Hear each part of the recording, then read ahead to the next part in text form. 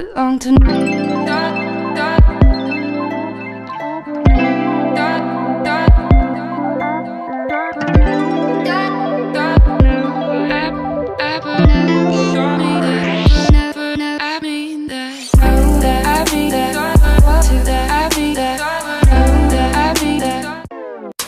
Also, you won't believe who dropped their camera and like made a bunch of scratches on it. Hey everyone, it's Simon Helly from Inklips, and today I've officially just decided that some things in card making just have to kick your butt no matter what. And if you're the lazy type like me, you don't want to do half the steps that's involved for a project, but you still want the same amazing result that other people get when they do all the work. So today I've simplified 6 different techniques down to make them just a little bit easier and make them look just as stunning in the end result. Just tips and tricks as well to make your life just a little bit easier while you're making your cards. Don't forget to leave me a comment down below letting me know which was your favorite life hack from today's video, and also if you have any life hacks you want to share or be featured in the next video, leave me a comment down below and that's always greatly appreciated. If you like this video at any point, please give it a big thumbs up, and without further ado, let's move on to the video.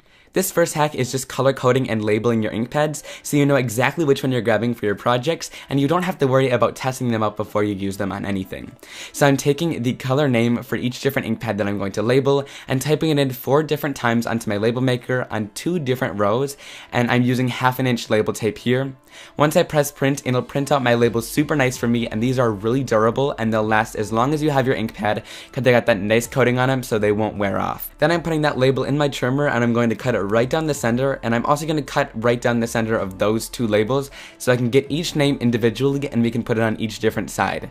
You can do one side if you choose, but I just like to have all 4 so it doesn't matter how I view the ink pad or how I put it back into the organizer, I always see the name and the color no matter what side it's on. So then I'm taking this swatch stamp here. You can really use any solid stamp, and I'm stamping it down onto just the piece of cardstock I use on all my different projects because it'll vary the ink color with each different cardstock you use. I'm punching that out with 4 hole punches, once again 1 for each side, and then I'm gluing it on using some multi-matte medium, which is a nice strong adhesive, and then you'll have a different color dot for each side of your ink pad, and you know exactly the color name and the exact color you're going to be picking out before you use it on your project so you know exactly which color you're using.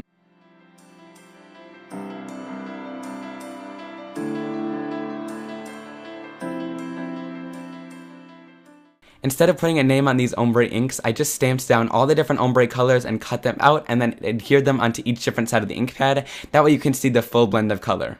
This next hack is really good for saving time while stamping and making a couple different cards at once as well as testing some color combinations out. So I've been doing this lately where I just pick out a bunch of the stamps from the set that I really want to use on the card or might not make the cut but I still want to color them in. So I'm adding them onto an acrylic block here all together, and then I'm going to stamp them down using whatever ink I'm going to use to color it in.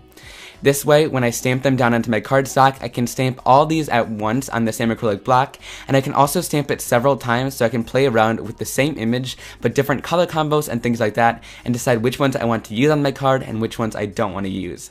Then I just decided to color these in using the Zig Clean Color Real Brush pens. I quite like the look that I got today. I just scribbled really fast into all of them, missing some spots, leaving some white spots here and there, but I still love the result that we got today, almost more than I do like solid coloring.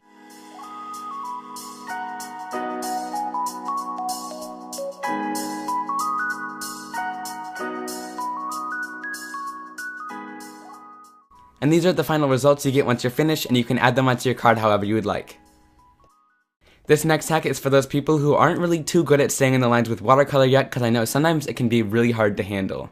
So I'm taking this image and I'm stamping down this super fine line detailed image down using Versamark ink. This is a clear sticky ink, so it'll hold the embossing powder when we add it on.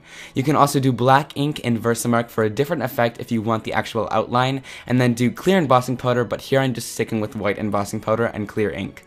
Then I've heat set that so everything is nice and set, and then I'm going to just take some watercolors and watercolor on the inside. I love this technique because I can barely even control watercolor myself, and none of this will get outside the barriers because it kind of just holds the water in, and that embossing really is nice and acts like a resist. So once you're finished coloring everything in, if you want to make it look even more like you cheated in this and kind of was really good in coloring those lines, you can either use black ink or this clear for this, but you can iron off the embossing powder so it just looks like a regular image and you have a watercolor masterpiece on it, and that's also really awesome as well.